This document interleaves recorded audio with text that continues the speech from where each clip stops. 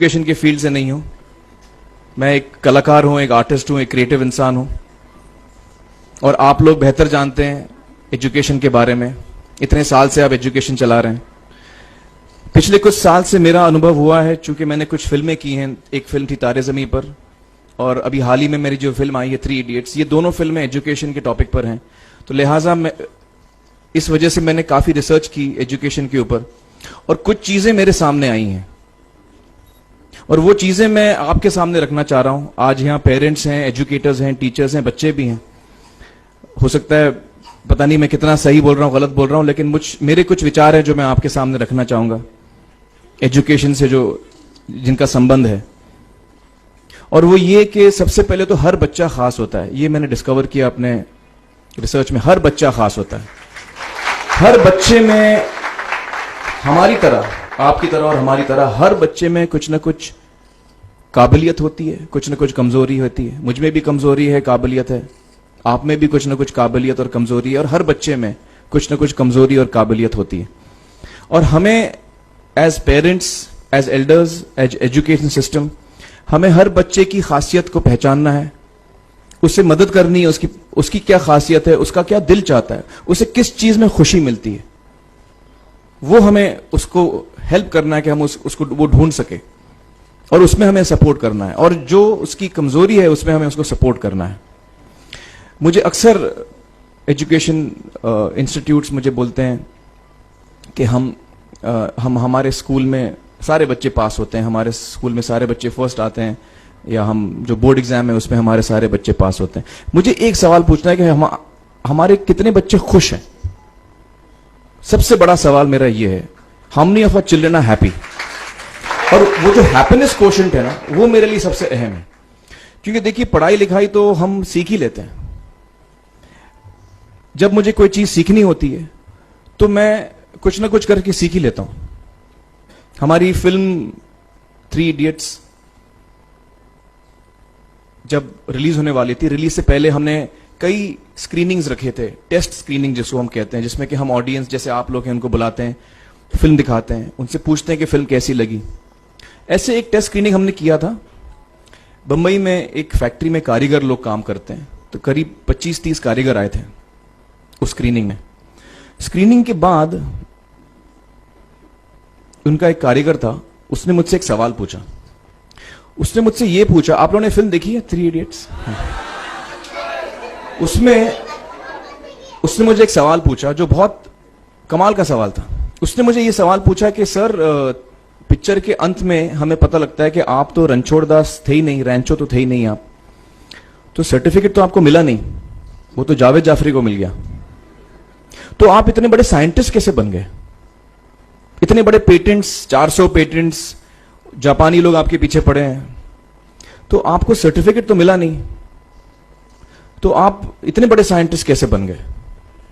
बहुत ही अहम सवाल है ये, बहुत ही इंपॉर्टेंट सवाल है।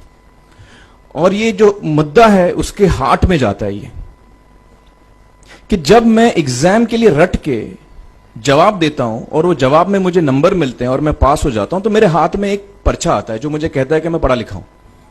लेकिन वाकई में पढ़ा लिखा हूं या नहीं, ये अभी तक हमको श्योर मालूम नहीं है। लेकिन जब आप नॉलेज चाहते हैं कि आपको मिले, विद्या मिले आपको, तो फिर वो कागज का मायने कुछ होता नहीं है। तो मैंने उसको जवाब में 2 सवाल पूछे। मैंने बोला उसको कि भैया, आपको क्या लगता है मैं अच्छा एक्टर हूं? उसने बोला हाँ, देश भर में आप सब लोग मानते हैं आपको, आप अच्छे एक्टर हैं। मैंने उससे कहा कि भैया, मेरे पास कोई सर्टिफिकेट नहीं है जो कहता है कि मैं अच्छा एक्टर हूं। मेरे पास कोई कागज नहीं है जो मुझे बोलता है कि मैं अच्छा एक्टर हूं। मैंने फिर उससे एक सवाल पूछा कि मैंने सुना आप बहुत अच्छे कटर हैं, आपके जो बॉस मुझे बताते हैं कि आप उनके मेन कटर हैं और आपकी बड़ी इज्जत करते हैं वो। आपके पास कोई पर्चा है, सर्टिफिकेट है जो मुझे बताता है कि आप कटर हो? उसने बोला नहीं सर। तो मैंने बोला आपका जवाब आपको इधर ही मिल गया। Education is beyond marks, education is beyond grades, education is what you learn. और मेरी इच्छा है कि हिंदुस्तान में हम एजुकेशन को इस नजरिए से देखें कि हम अपने बच्चों को वाकई शिक्षा दें, और शिक्षा हम खुशी से दें, क्योंकि शिक्षा में सिर्फ ज्ञान नहीं होता, शिक्षा में एक और चीज मिली हुई होती है, वो ये है कि हम अपने बच्चों को डेवलप करते हैं एज ह्यूमन बींग्स। आगे चल के वो जिंदगी में अच्छे इंसान बने, आगे चल के वो अपने पैरों पे खड़े रह सकें, आगे चल के वो इज्जत की जिंदगी जी सकें, आगे चल के वो दूसरों के बारे में ध्यान रखें, आगे चल के वो किसी के चेहरे पे मुस्कुराहट ला सकें, आगे चल के वो किसी की मदद कर सकें। This is what we should develop of our children. ये मेरी फीलिंग है। मैं जहां भी देखता हूं, ये मेरे साथ भी हुआ है जब मैं छोटा था। जब से हमारे बच्चे छोटे होते हैं, जब से बच्चे पैदा होते हैं, बच्चा घर आता है, हम बच्चे को पूछते हैं भाई मार्क्स कितने मिले, फर्स्ट आया कि सेकंड आया? वो बोलता है सेकंड। सेकंड आया तो अरे फर्स्ट नहीं आया, डांट पड़ती है उसको। जो बोलता है मैं 10th आया तो उसकी तो हालत ही बुरी हो जाती है। बच्चे को लगता है यार ये फर्स्ट आना बड़ा जरूरी है। उसको रेस में हम पूछते हैं तुम रेस में फर्स्ट आए कि सेकंड आए? में हम उसको बचपन से, जब से वो केजी लोअर केजी में होता है, जब लोअर केजी में रेस होती है, चमचा मुंह में लगा के उसमें नींबू डाल के भागते हैं। उसमें भी हम बच्चे को पूछते हैं अरे मेरा बेटा फर्स्ट आएगा, लाओ बेटा मेरा फर्स्ट आना। मतलब पेरेंट्स चिल्ला रहे हैं बेटा भागो, मतलब नींबू लेके भागो।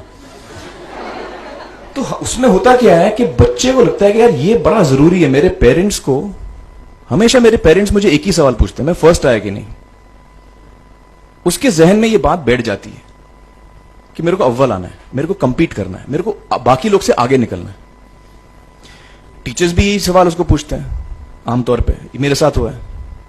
होता क्या है कि जब वो बच्चा 21 साल का होता है तो वो बड़ा सेल्फिश हो जाता है, और उसको सेल्फिश हमने बनाया, हमारे सिस्टम ने बनाया। वो अपने बारे में सोचता है और किसी के बारे में नहीं सोचता, क्योंकि यही हमने उसको ट्रेन किया है बचपन से। बचपन से हमने उसको यही ट्रेन किया कि बेटा तुम पहले आना, बाकी सब लोग को भूल जाओ।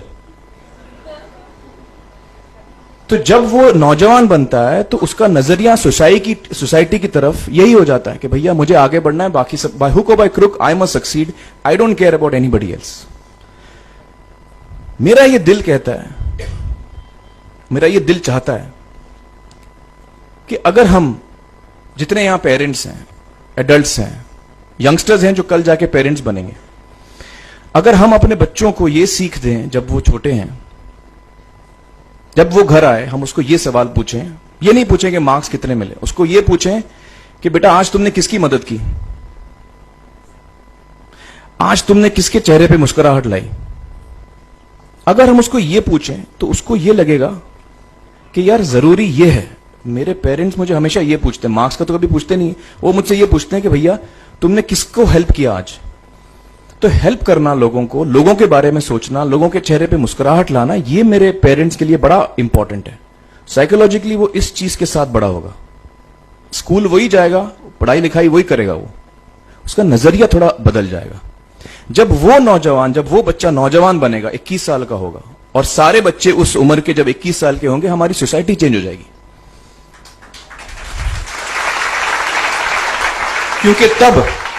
क्योंकि तब हमारी सोसाइटी में ऐसे नौजवान होंगे जो खुद के बारे में नहीं सोच रहे, दूसरों के बारे में सोच रहे हैं। तो मुझे लगता है कि सबसे बड़ी चीज जो हमारे एजुकेशन सिस्टम में मैं देखना चाहूंगा, जो मैंने अपने स्कूल लाइफ में नहीं देखी, कि हमको ये अहमियत इस पे दी जा रही है कि हम अपने आसपास के बच्चों को कितना हेल्प कर रहे हैं। ये एक बहुत बड़ी तब्दीली अगर आ जाए तो मुझे लगता है कि हमारा देश